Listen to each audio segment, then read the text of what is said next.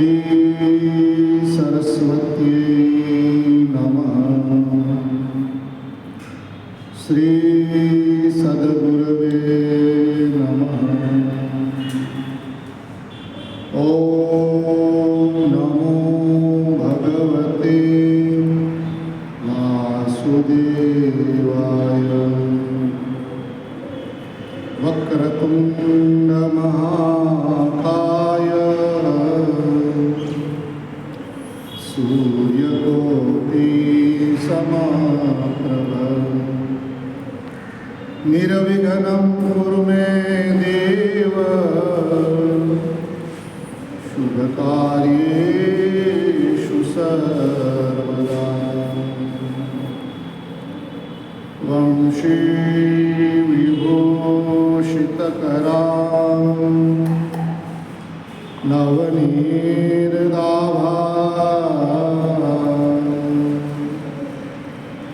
पीताम्बरां अरुणबिम्बफलादरोष्टां पूर्णेन्दुसुन्दरमुखात् अरविन्दनेत्रा कृष्णात् परं किमपि तत्त्वमहं न जाने।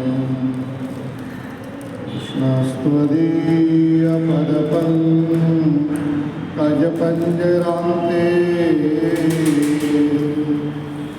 अद्यैव मे विशतु मानसराजहंसः।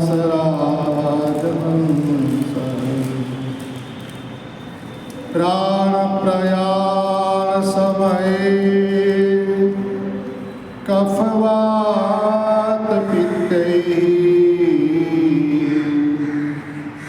कण्ठावरोधनविधौ स्मरणं कुतस्ते। श्रीद्वारकेश भगवन् भुवनैकवन्द्य याचेतवाङ्घ्रियुगलं शिरसाभिवन्द्य।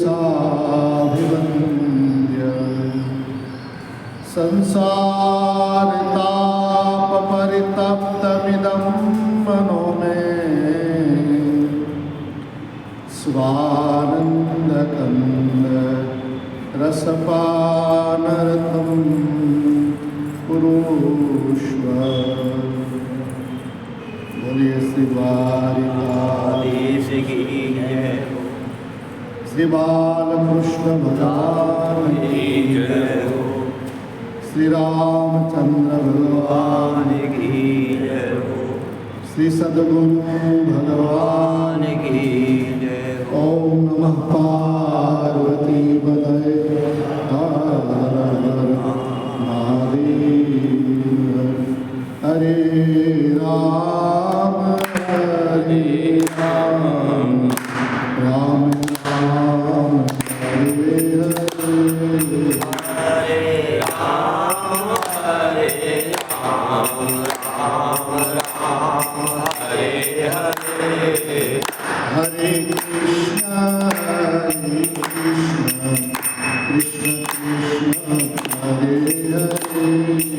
हरे हरे। हरे कृष्ण कृष्ण कृष्ण हरे हरे। हरे राम राम राम हरे हरे। हरे राम राम राम हरे हरे। हरे कृष्ण कृष्ण कृष्ण हरे हरे। हरे कृष्ण कृष्ण कृष्ण हरे हरे। हरे राम हरे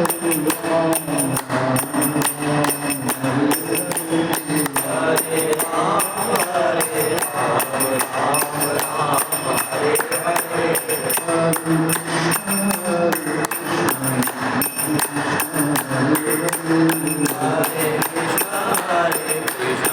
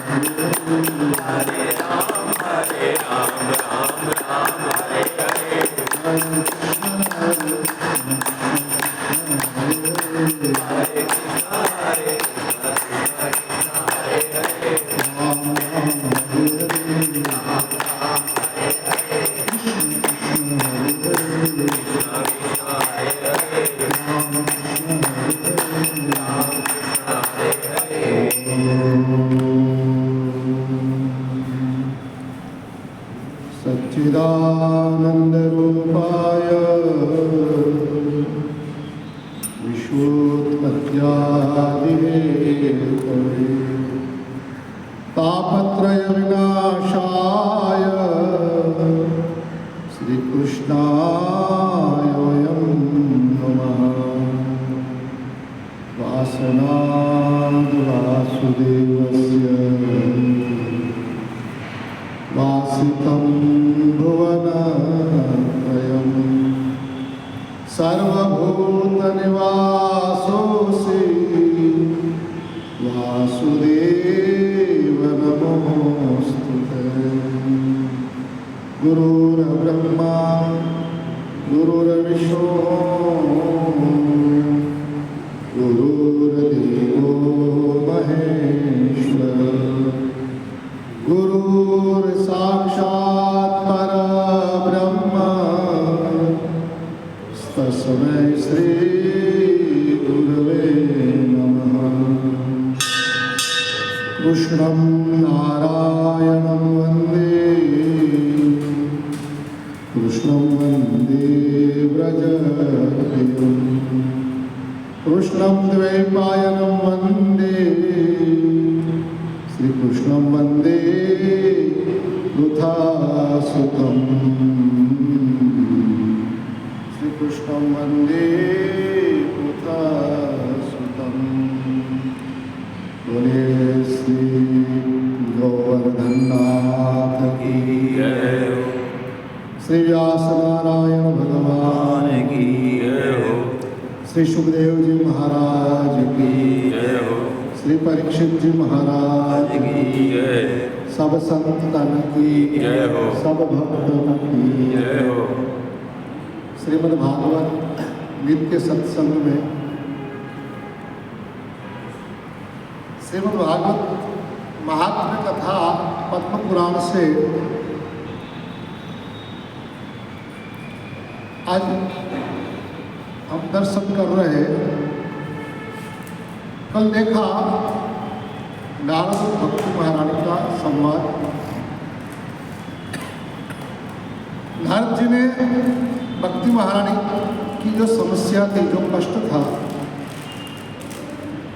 वो निवारण के लिए, क्योंकि संत का अवतरण जगत की संसार की समस्याओं का अंत के लिए, समाधान के लिए नहीं, अंत। संत जो है ना, समस्या का अंत कर देता है। वो तंत्र में न जाते हैं न ले जाते हैं। तंत्र यानी नाटक, झूठा नाटक। संत जो है वो समस्या के अंत तक जाते हैं, मूल को पकड़ते हैं। इसलिए सत्यनारायण भगवान की कथा में भी हमने दर्शन किया कि एकदा नारदो योगी परानुग्रह कांक्षया पर्यटन विधान लोकान मुक्ति लोकान उपागतम। संतों का पूरा जीवन परानुग्रह कांक्षया होता है, औरों पर अनुग्रह करने के लिए ही संत का जीवन बना है। वो नारद जी यहाँ पृथ्वी लोक में आए तो वहाँ क्या देखा? तो दृष्टवान जनान सर्वान नाना क्लेश समन्वितान। सबको दुखी देखे नारद जी। उस समय नारद जी ने क्या करा आप सब जानते हैं। नारद जी इधर उधर कहीं नहीं गए, ना पंडितों के पास गए, ना कहीं तीर्थों में गए, ना कोई ज्ञानी जनों के पास गए महाराज। तो सीधा भगवान के पास गए, वैकुंठ में गए भगवान नारायण के पास। तो मुन में जाए वही एंड आ जाता है।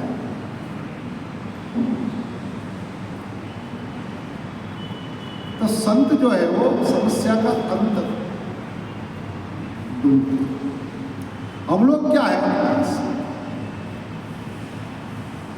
वो अंत तक ले जाते हैं, लेकिन वो कहाँ से ये है वो पहले जान ले, कारण जान ले। इसलिए भगवान से पूछा महाराज दुख का कारण और दुख का निवारण दोनों बताओ।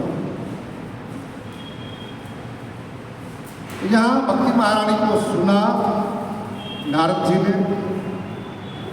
जी ने प्रयास किया पहले अपने से ध्यान देना, डायरेक्ट भगवान करेंगे भगवान नहीं, पहले हमसे जितना हो उतना प्रयास हम करें, पुरुषार्थ करें ईमानदारी से, खाली करने के खातर दिखाने के खातर नहीं, ईमानदारी से लोग प्रयास करें तो कई बार हमने देखा है। अब तो ये समस्या नहीं आती, नहीं तो पहले रोड में गाड़ी अटक जाती 4 व्हीलर, तो सेल काम नहीं करता, बैटरी डाउन हो गई, 2-4 लोग कहते भी थोड़ा धक्का लगाओ तो चालू हो जाए। उसमें जो चारों लोग ईमानदारी से जो धक्का लगा है तो गाड़ी स्टार्ट हो जाए। एक आध लोग खाली तो लोग झूठा होता ना, दिखावा जाता ले भाई लगा सेल, लगा सेल, गियर में डाल, वो ज्यादा बोल करते हैं।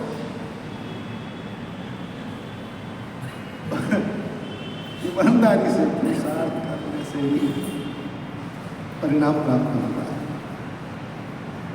तो पहले पुरुषार्थ जरूर है जीवन। और भगवान ने वही तो बताया सत्यनारायण कथा में, वही तो कहा कि भाई भगवान करे नहीं। तो पहले दुख का कारण क्या है, तो कर्म है। तो भगवान ने कहा कि नारद जी ने पूछा था निवारण तो क्या वो भी कर्म है, तो क्या वो आप बताओ।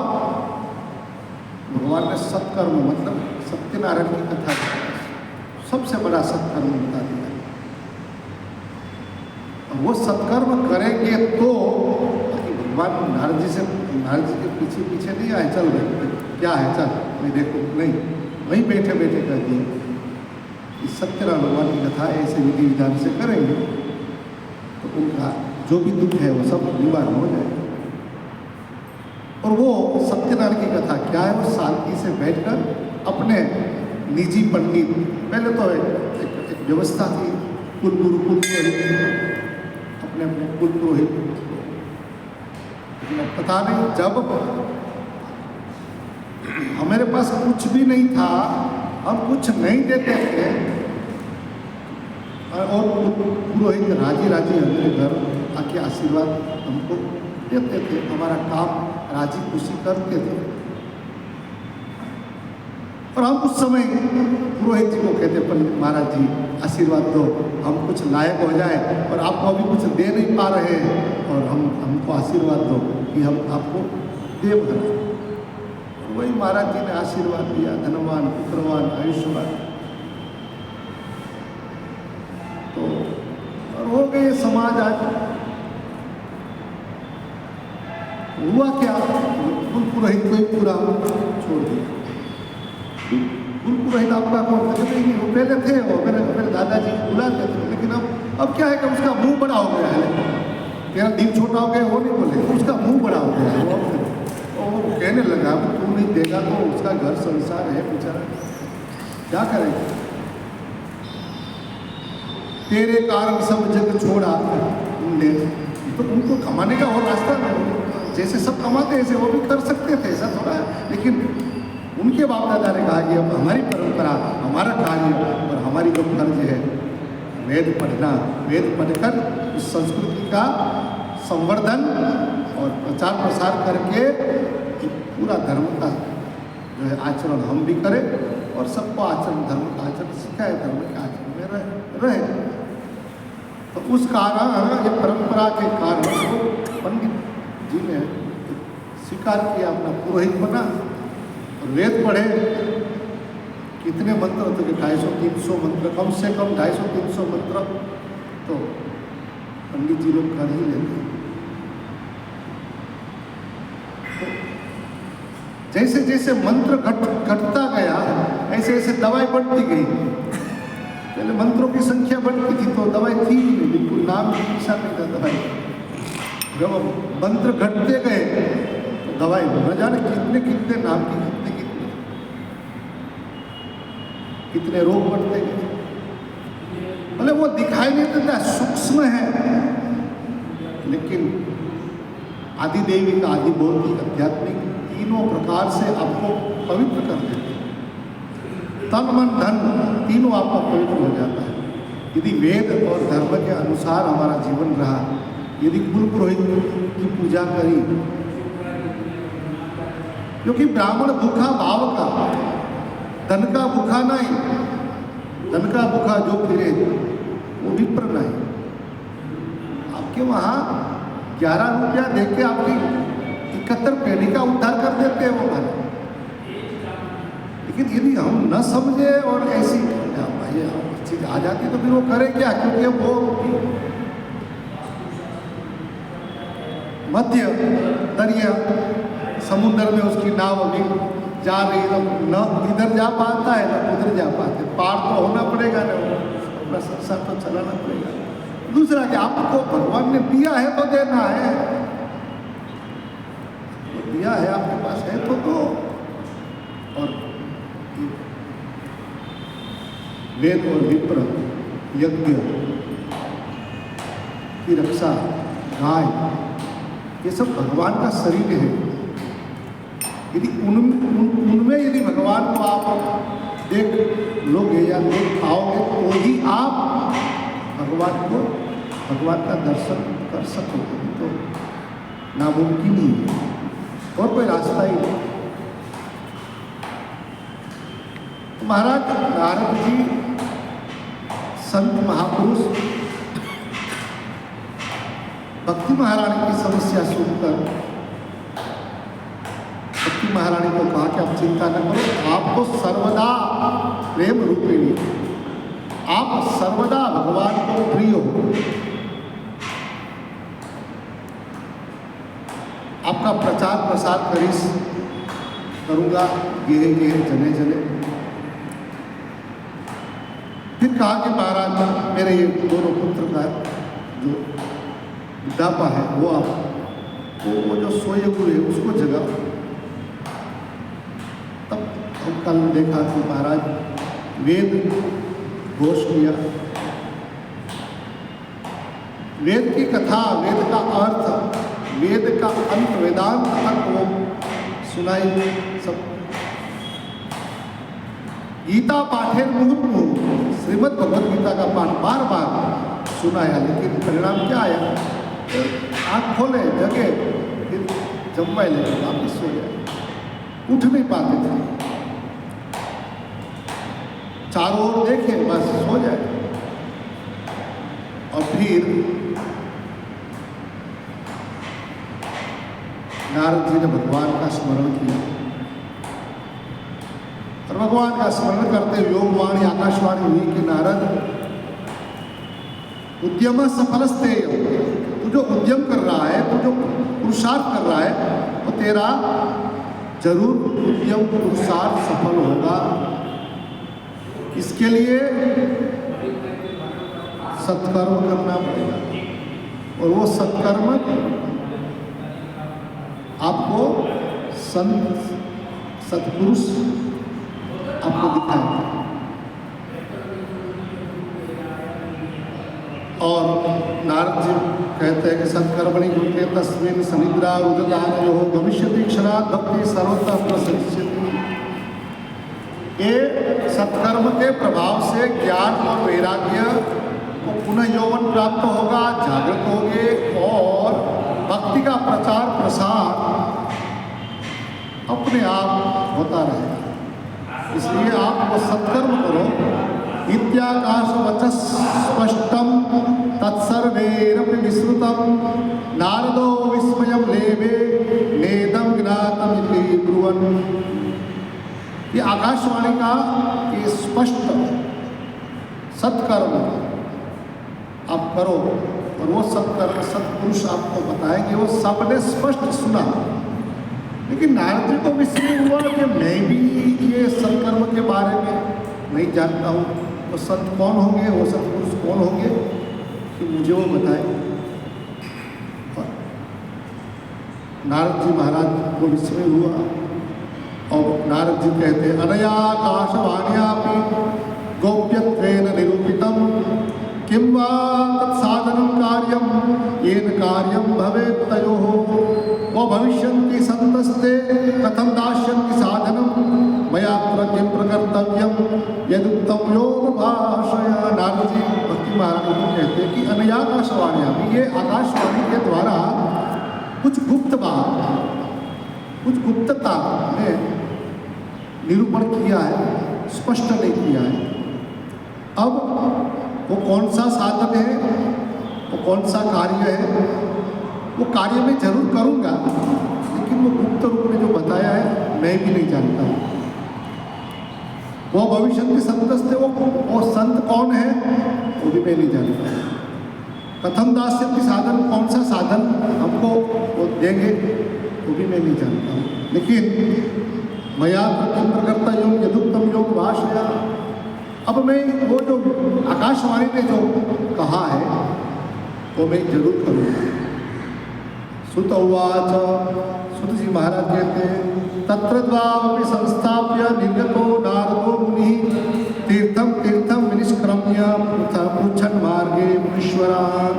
ऐसी तरह भक्ति महारानी को आश्वासन देकर नारद जी वहाँ से निर्गतः, वहाँ से निकल गए।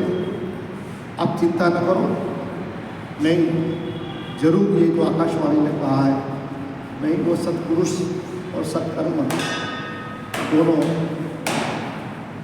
मैं दोनों की जानकारी लेके शीघ्र अतिशीघ्र आऊँगा।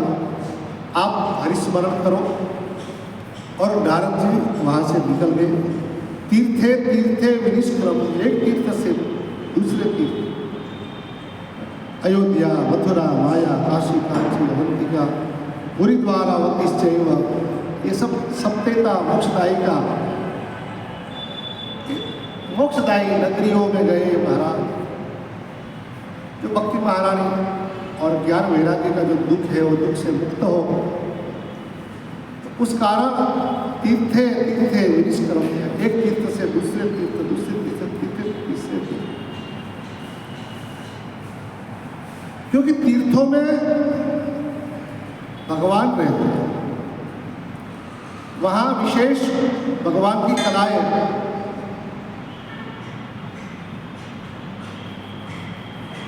जागृत रहती है। इसलिए जहाँ भगवान है वहाँ भक्त है, वहाँ संत है।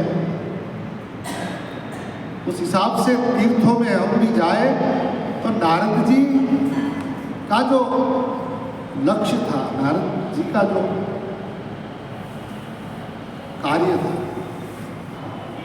उस हिसाब से हम भी तीर्थ में जाए, सत्कर्म और सत्पुरुष के लिए। यहाँ सत्कर्म कौन सा और सत्पुरुष दोनों तीर्थों में मिलेंगे। इस हिसाब से वो महाराज ने तीर्थे तीर्थे विनिष्क्रम, और रास्ते में जो जो भी मुनि मिलते गए वो सब मुनियों को भी पूछते गए। वृत्तान्तः श्रूयते सर्वे किंचित निश्चित्य नोच्यते असाध्यम केचनम प्रोचु दुर्नेयमिति चापने। ये सब वृत्तांत सुन के नारद जी सब अपनी बात सुनाते, अपना वृत्तांत सुनाते भक्ति महारानी का ऐसा प्रसंग। और वो सुनते सुनते सर्वे किंचित, सब लोग सुन तो लेते हैं लेकिन कई लोग न उच्चते, कुछ बोलते नहीं, बस मौन हो जाते हैं। और कई लोग जो बोलते हैं तो असाध्यम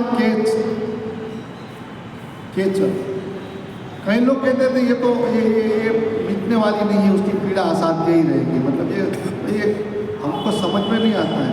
आपको जो लोकवाणी ने, आकाशवाणी ने जो बताया वो सत्कर्म और सत्पुरुष के बारे में हम जानते नहीं हैं। असाध्यम के जन प्रोतो दुर्गुणे या मिति चापरे, हम लोग कहते हैं कि हम नहीं जानते हैं। मुखी भूता तथा नियतु कियंतस्तु पलायिता, अमुक लोग मौन रहे, अमुक लोग के हम नहीं जानते हैं, अमुक लोग कहते हैं तो असाध्य है। भक्ति के लिए हम निकलते हैं, ये सब होता है। तो फिर यदि हम छोड़ दे रास्ते में कि ये सब बोल रहे हैं तो ये कुछ नहीं, सब सुनना पड़ता है, सबकी बात को थोड़ा ध्यान में भी देना। यहाँ कोई कहते हैं कि असाध्य है, कोई कहते हैं हम नहीं जानते हैं, कोई तो विस्मय लगने लगा कि, और अमुक लोग तो वहाँ से पलाई था, भग जाते थे, नारद जी की बात सुन के निकल जाते थे।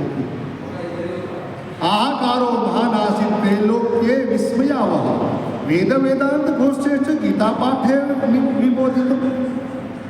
हाहाकार हो गया तीनों लोक में, सब विस्मय करने लगे कि महाराज वेद वेदांत और गीता जी का पाठ सुनाने के बाद भी ज्ञान वैराग्य जागृत नहीं हुए, भक्ति का कष्ट नहीं मिटा।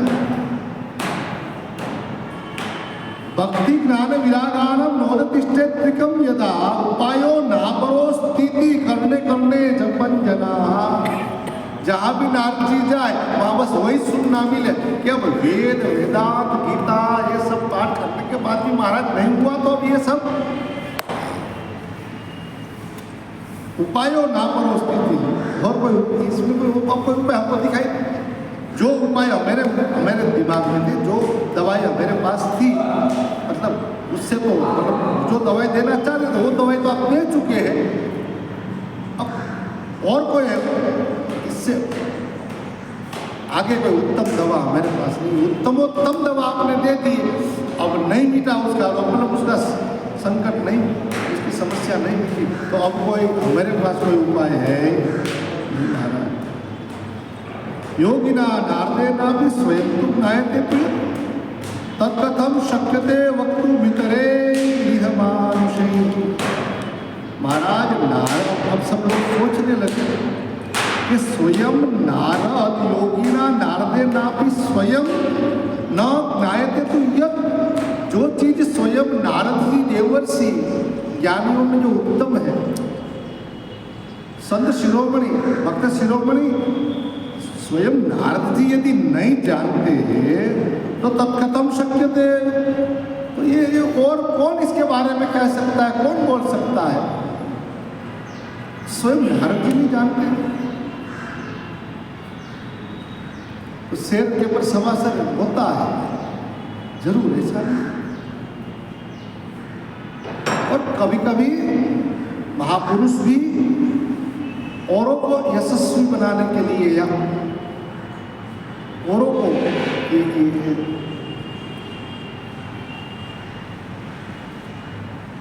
मौका मिले उसके लिए स्वयं मौन हो जाते, स्वयं अज्ञानी की तरह पूछते रहते।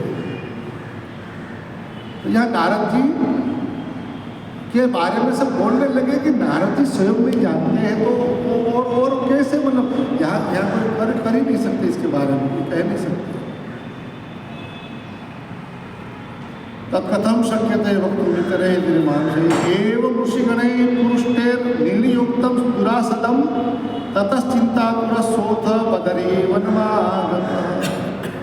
ऐसी तरह एक ऋषि से दूसरे ऋषि, एक महापुरुष से दूसरे महापुरुष के पास पूछते नारद जी स्वयं तीर्थों में घूमते हरिद्वार से फिर आगे निकल गए ऋषिकेश।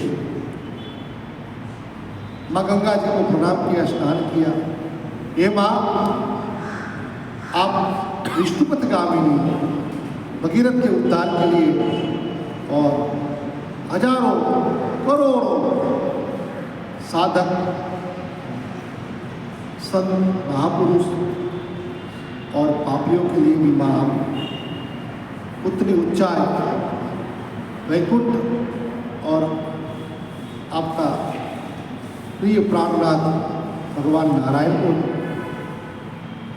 छोड़ के आप भूतल पर आई। माँ कृपा करो।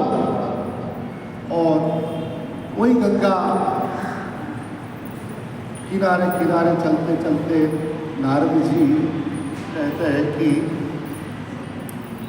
बदरी वनमागतः, एकदम चिंता तो नहीं, चिंता में, और बद्री वन में प्रवेश करते हैं।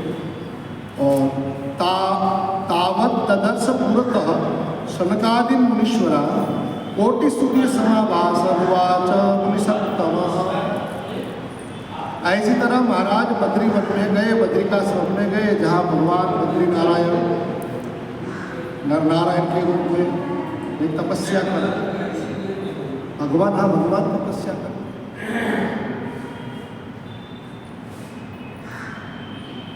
पूरे विश्व को बैलेंस में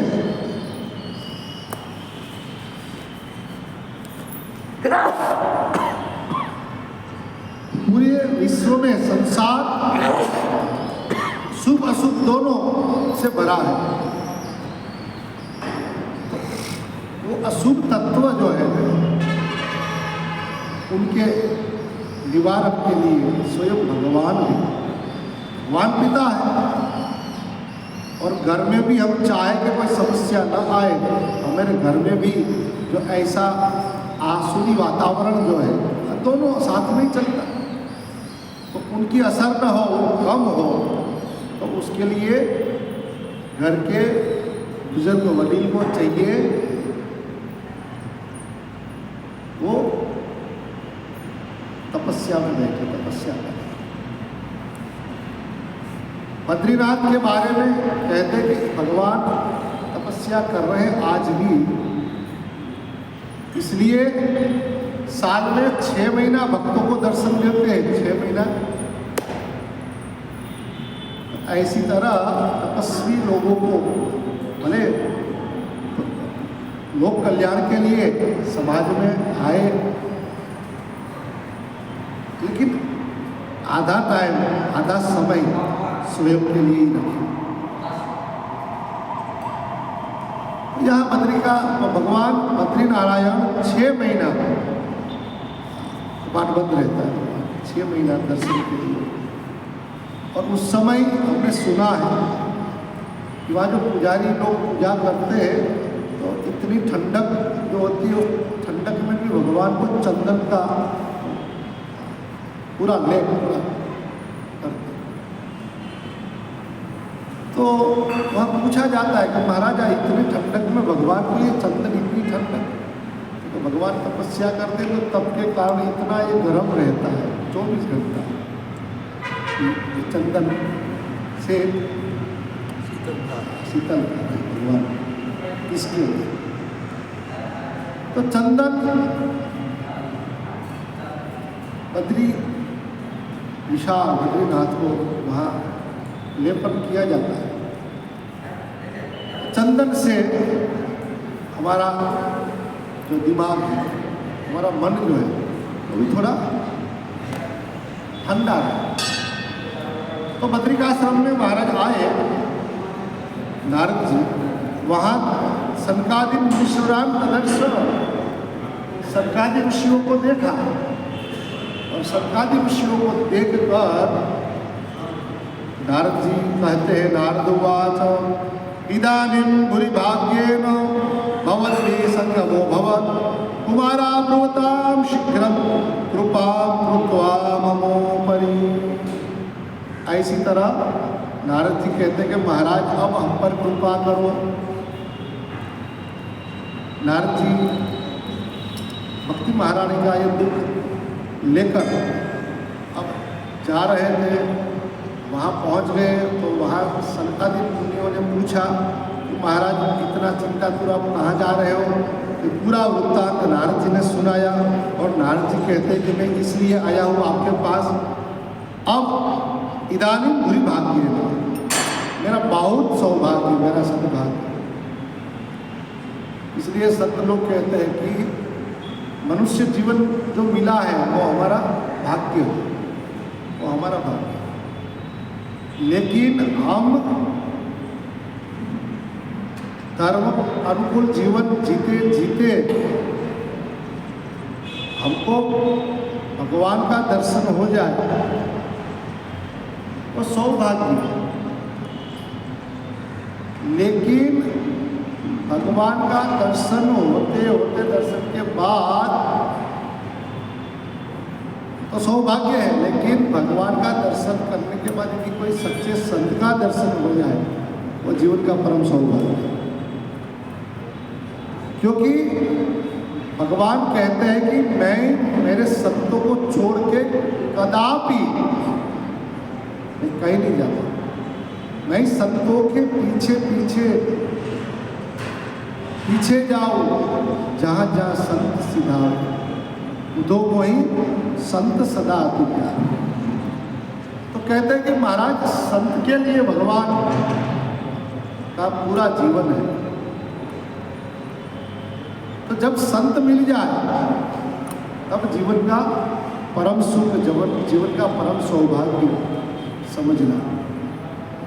क्योंकि वो संत जब मिल जाते हैं ना तब हमारे जीवन में भी भगवान को परमानेंट, भगवान जीवन में परमानेंट दर्शन किया निकल जाते।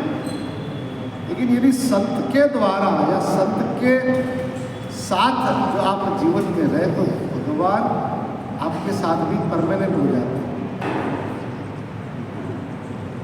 तो ये संतों की महिमा है। तो महाराज आज इदानीं बुरी भाग्य है ना भगवत भी संगमो भगवत। महाराज हमारा बहुत भाग्य कि आपका संगम हुआ, आज आपके साथ हमारी भेंट हुई। और कुमारा ब्रूताम शीघ्रम कृपाम कृत्वा ममोपरि। देखो नारद जी का विवेक, नारद जी ने कहा महाराज आप कृपा करो, ये सब भगवान को कहते कृपा करो। इसे महापुरुष के पास जाकर भी उन्हें विवेक से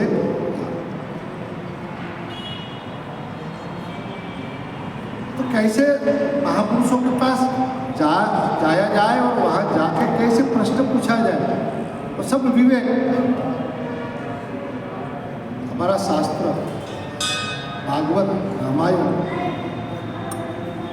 हम न जाने तो उसी समय कोई न कोई विप्र ब्राह्मण को आगे करके महापुरुष के दर्शन के लिए जाओ।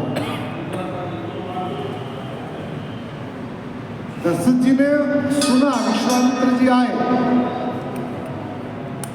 राम जी किशोर अवस्था में, और उस समय विश्वामित्र जी को समाधि में दर्शन दिया भगवान ने। अब चिंता न करो, आपका यज्ञ आप रोज शुरू करते हैं लेकिन आपका यज्ञ अभी पूर्ण नहीं होता है। तो अब मैं अयोध्या में आ चुका हूँ। और वो विश्वामित्र जी ने समाधि से जागृत होकर अपनी समस्या का समाधान के लिए अयोध्या की यात्रा पे निकल पड़े। और जब यात्रा मतलब जब ये विश्वामित्र जी आए तो उस समय दशरथ जी महाराज विश्वामित्र जी को लेने के लिए कैसे गए थे? लेने गए विप्र समाज। जब वो लेने गए तब आगे विप्र समाज विदेहों को, ब्राह्मणों को, जिसकी प्रज्ञा में विवेक सतत जो जागृत रहता है, ऐसे विप्र यानी ब्राह्मण। तो हम यदि न जाने तो कोई न कोई ऐसे विवेकी पुरुष के पास, पुरुष के साथ जाए, और वो जो विवेकी पुरुष जो पेश आता है उसी तरह हम महात्मा के, महापुरुष के पास पेश आएंगे। अरे कुछ न करे, विवेकी जन के साथ हम जाए, वहाँ बैठ जाए, बस काफी हो जाता है। साधुनाम दर्शनम लोके सर्वसिद्धि करम परम। तो विवेक से, विनम्रता से महापुरुषों के पास हम जाए और हमारी जो भी समस्या है, महापुरुष सब जानते हैं। और वो वातावरण ऐसा रहता है कि आप कभी कभी हमने अनुभव किया है, हम घर से नक्की करके जाते, आज वो महात्मा के पास जाते, ये प्रश्न करना है, प्रश्न लेके जाते, घर से निकले, जैसे वहाँ आश्रम में पहुँचे महाराज, तो वो आश्रम का जो वातावरण, जो तो महात्मा तक जाते जाते तो पता नहीं प्रश्न कहाँ छूट जाता है, निकल जाता है, प्रश्न रहता ही, पूर्ण विराम हो जाता है, जीवन पूर्ण करता है, खाली पहुंचना पर्याप्त है।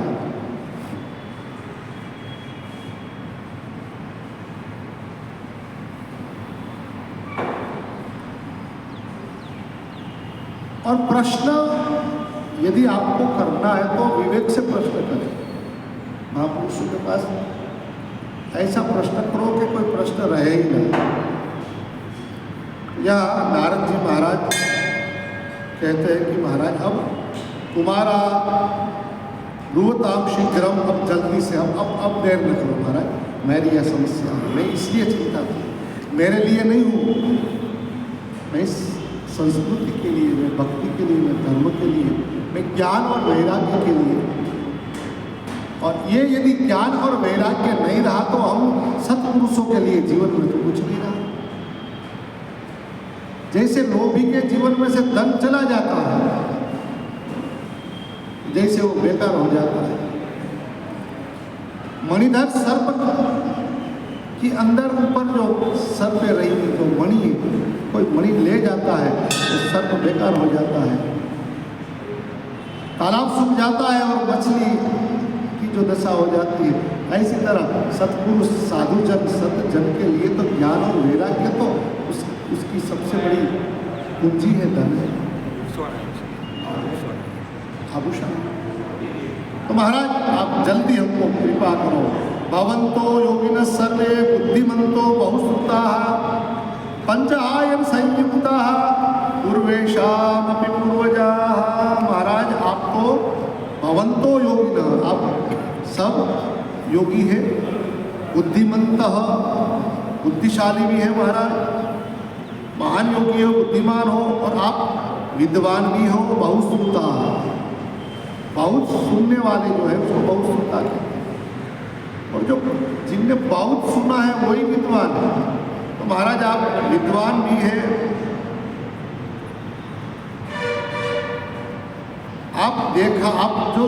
आपको हम देख रहे हैं, पंच आयन संयुक्ता, आपको हम देख रहे हैं तो 5 साल के बालक जैसे लग रहे हैं, लेकिन वास्तव में तो पूर्वेशाम के पूर्वजा, आप हमारे पूर्वज के भी पूर्वज हैं, मेरे बाप के भी बाप है। दिखने में तो पंच आयन संयुक्ता 5 साल के लगते हो। 5 साल के लगना मतलब 5 साल के बच्चे के अंदर जो निर्दोषता, निखालसता जो होती है वो महापुरुषों में रहती है। बिल्कुल काम, क्रोध, लोभ, मद, मोह, दम्भ, अहंकार, ईर्ष्या, ये सब जो दुर्गुण है, दुर्गुण से जो मुक्त पंच, वो कभी 5 साल से आगे जाते ही नहीं, सदैव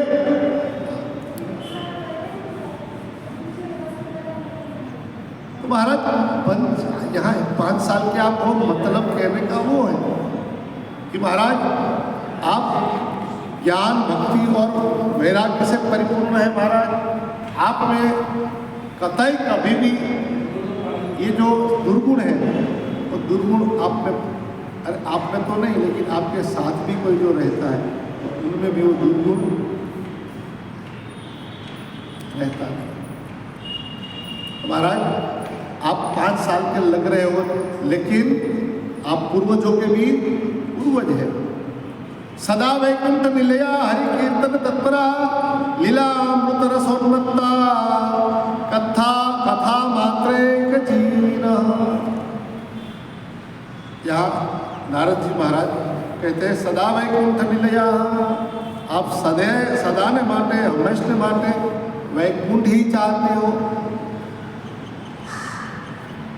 आपको जब विचरण करने की इच्छा होती है तो आप केवल वैकुंठ ही जाते हो, सदा विचरण आपका रहना वैकुंठ में होता है।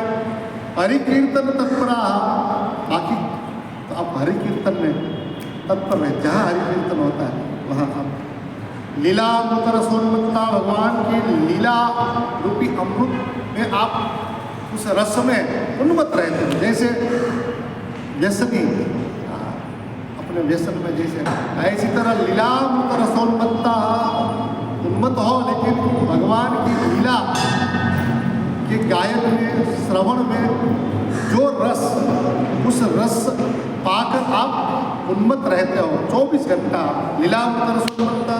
और आपका जीवन कथा मात्र एक जीवन, केवल कथा ही आपका जीवन है और कुछ ऐसे महापुरुष है। हरि शरणमेवं हि नित्यं येषां मुखे वचः अतः काल समादिष्टा जरायुष्मान न बाधते। हरि शरणम, भगवान ही हमारा शरण है। हरि शरणम एवं नित्यम येषा मुख्य वचन, आपके मुख में कौन सा वचन रहता है? केवल ये वचन, हरि शरण, हरि शरण, हरि शरण। और वही मंत्र आपके मुख में रहने के कारण अतः काल समाधिष्ठा जरायुष्मान न बाधते। हरि शरण, हरि शरण, हरि शरण का मंत्र आप नित्य जपते हो, इसलिए आपको जरा बुढ़ापा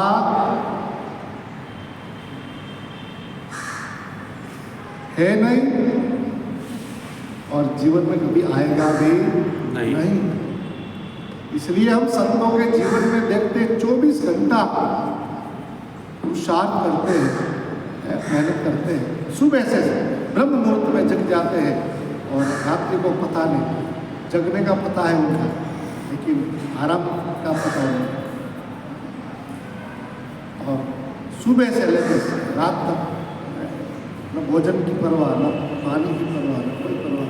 और जहाँ जहाँ भी लोक कल्याण, जहाँ जहाँ भी धर्म के लिए, लोगों के लिए, समाज के लिए गेहे जने जने, लेकिन फिर भी हम देखते हैं कि उसमें थकावट नहीं होती। कारण क्या है? हरि शरण में हो, बस एक ही शरण, हरि का शरण, हरि का शरण, हरि का शरण, हरि का शरण लेकर वो नित्य विहार। और इसके कारण यहाँ बताया भागवत ने, नारद जी वचन कहते, नारद वचन अन्यथा न हो। हिमालय कहते हैं मैं ना कि नारद जी ने जो बताया है वो बात कभी भी अन्यथा होगी नहीं। तो यहाँ भी हम कहते हैं कि नारद जी कहते हैं, यदि हम कहें, देखो लोग कहते हैं ना कभी ये दवाई खाएंगे तो बुढ़ापा नहीं आता, ये दवाई, हम अब क्या है कि कलयुग वाद और दवा का ही ये समय क्या है? कलयुग का समय वाद और दवा। ज़्यादा जो वाद विवाद में जाएगा तो उसको दवा खानी ही पड़ेगी।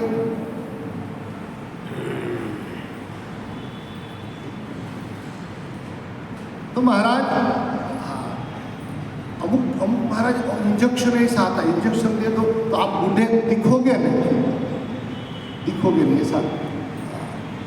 अगर बम्बई से जो आती है वो स्किन स्पेशलिस्ट डॉक्टर है, वो लड़की, वो बताती हम जो हमारा दवाखाना है मतलब बहुत बड़ा अस्पताल, वहाँ ऐसे लोग इंजेक्शन लगाने आते हैं कि 70 साल के लेकिन 17 साल के लगे। मैंने कहा फिर वो दौड़ तो लगाते हो गए ना फिर 17 साल के? नहीं, वो तो के लिफ्ट से ही आते हैं और वही व्हील चेयर से उसको गाड़ी में बिठाना पड़ता है, खाली दिखावा। ये बाकी हमारे आयुर्वेद में आप जाओ तो वहाँ भी च्यवन ऋषि ने जो बुढ़ापा उससे ये च्यवन प्राश जो निकला है तो शरीर के, लेकिन मन से मेन चीजें पर यदि मन से आप तो मन से यौवन रहना है तो हरि शरणमेव जरायुष्मान न बाधते, कभी भी आपको बुढ़ापा हैरान परेशान करेगा, बुढ़ापा आएगा ही नहीं। ताकत नहीं है जहाँ हरिस्मरण होता हो। अरे हमारे सुखदेव जी महाराज तो वहाँ तक कहते हैं कि जहाँ हरिस्मरण होता है वहाँ नहीं, 1 योजन में काल प्रवेश नहीं कर सकता है। तो काल,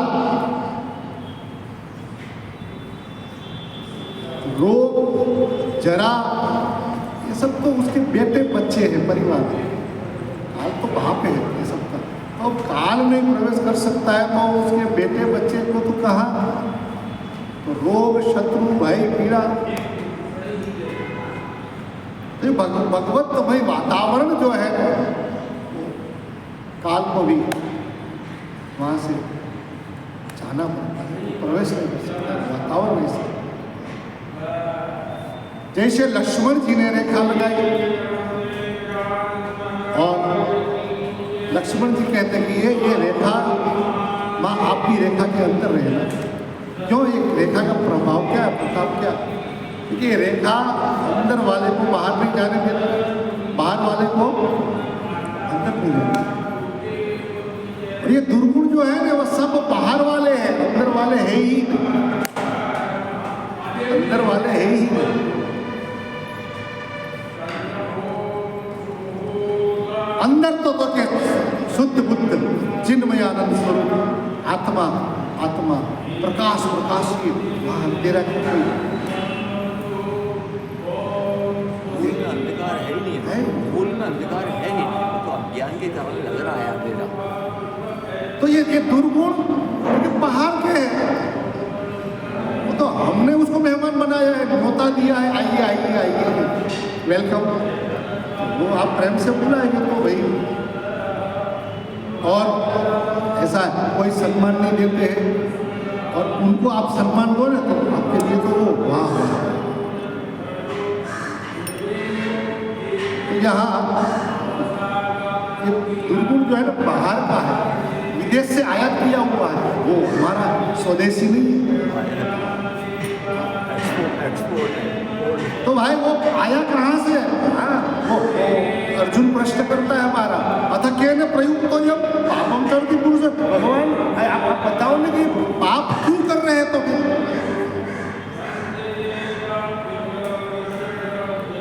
कौन ऐसा उसको बलात् नियोजन, कौन ये करता? अंदर तो आप बैठे, आपके साथ तो आप नहीं, अंदर से नहीं, ये तो बाहर से।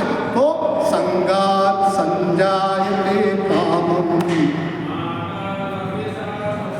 संगात संजायते कामम, कामात् क्रोधो विजायते, क्रोधात् भवति सम्मोहः, सम्मोहात् स्मृति विभ्रमः, स्मृति भ्रंशात् बुद्धिनाशः, बुद्धिनाशात् प्रणश्यति।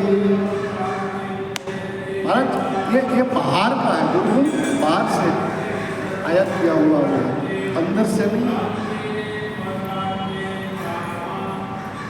तो ये जो बाहर से है तो उसको बाहर से ही उसको आप कर सकते हैं। तो जो बाहर से तो आया है, किसी चीज संगात, संग से आया है, वो संग से ही जाएगा। संग से आया है तो संग से ही जाएगा। तो भाई किस संग से आया? तो दुसंग से आया है तो जाएगा तो सुसंग से, बस और कुछ नहीं। संग ईसा बदल दो बस, ये पार्टी बस ये पार्टी में आ जाओ, हो जाएगा। और एक को पकड़े हुए पूरा परिवार आ जाएगा, एक को सम्मान से आप करेंगे, बोला लेकिन फोन करके आ जाओ बजाएगा, बहुत अच्छी पार्टी चल रही। एक को धक्का दोगे तो पूरा परिवार चला जाएगा। अब आपकी चाह क्या है, उस अनुसार आप अपना नक्की कर सकते हैं।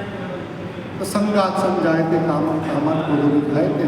भगवान से प्रार्थना करें कि महाराज ऐसे महापुरुषों के साथ हम रहे, उनका संग करें और हम अंतर्बाह्य युवान ही रहे, न हमको इंजेक्शन लेना पड़े, न हमको, यही सबसे बड़ा इंजेक्शन हरि भजन।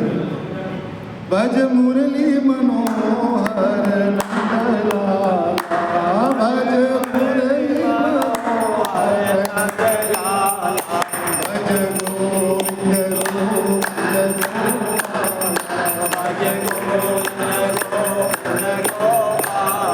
भज मुरली मनोहर नंदलाला, भज मुरली मनोहर नंदलाला, भज मुरली मनोहर नंदलाला, भज मुरली मनोहर नंदलाला, भज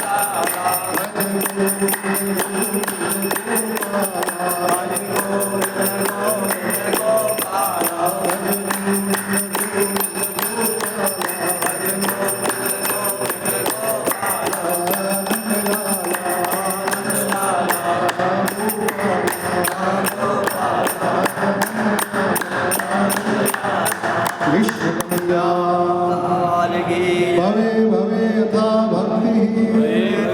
यथा भक्ति पादयोः स्तव जायते तथा कुरुष्व देवेश नाथस्त्वं नो यतः प्रभो नाम संकीर्तनं यस्य सर्वपापप्रणाशनं प्रणामो दुःखशमनं स्तं नमामि हरिपरं स्तं नमामि हरिपरं स्तं नमामि हरिपरं स्तं नमामि हरिपरं स्तं नमामि हरिपरं स्तं नमामि हरिपरं। श्री द्वारिकाधीश की जय हो, श्री रामचंद्र भगवान की जय हो, श्री लक्ष्मी नारायण भगवान की जय, श्री सद्गुरु भगवान की जय हो। ओम नमः पार्वतीपतये हर हर महादेव शंभो। चलो महाराज, कर्म एवं अधिकार